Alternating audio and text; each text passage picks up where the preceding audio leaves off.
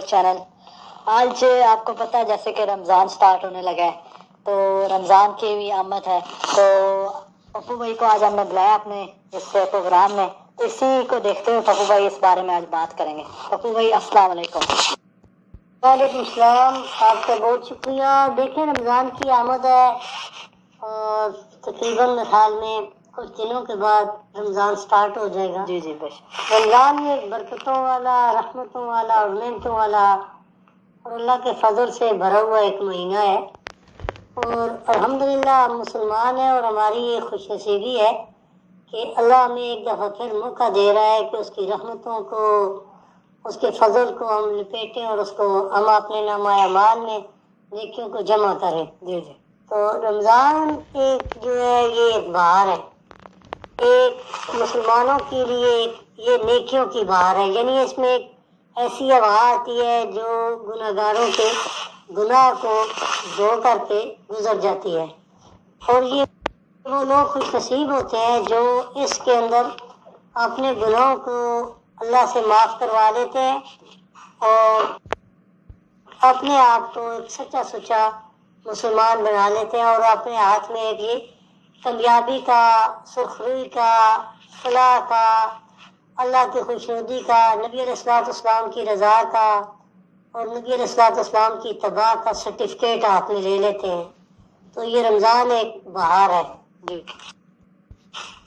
تو پوری میں آپ سے پوچھنا چاہتا ہوں جیسے رمضان کی آمد ہے تو اس کے درمیان میں یا سٹارٹنگ میں ہمیں کیا کرنا چاہیے؟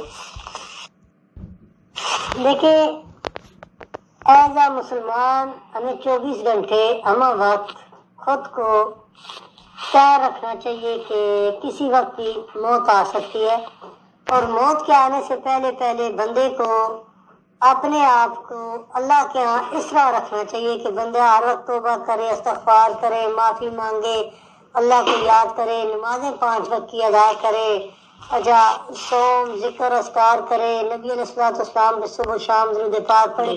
یہ تو ہمارا 24 گھنٹے 12 مہینے کا ایک معمول ہونا چاہیے.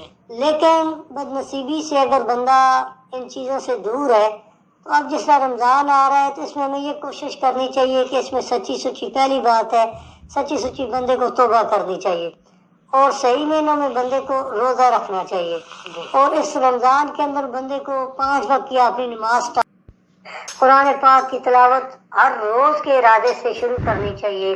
کم از کم بندہ ہر روز قرآن پاک کا کچھ نہ کچھ حصے کی تلاوت کرے اور اس کے مفہوم کو، اس کے معنی کو سمجھے اور اس پہ عمل کرے.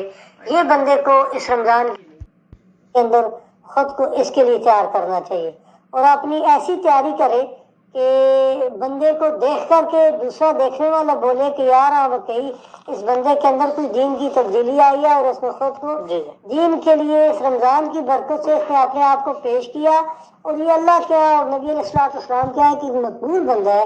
نبی علیہ السلام کا ایک سچا عاشق رسول امتی ہے اور یہ ایک اللہ کا ایک خالص بندہ ہے جو خالصتاً اللہ کو یاد کرتا ہے.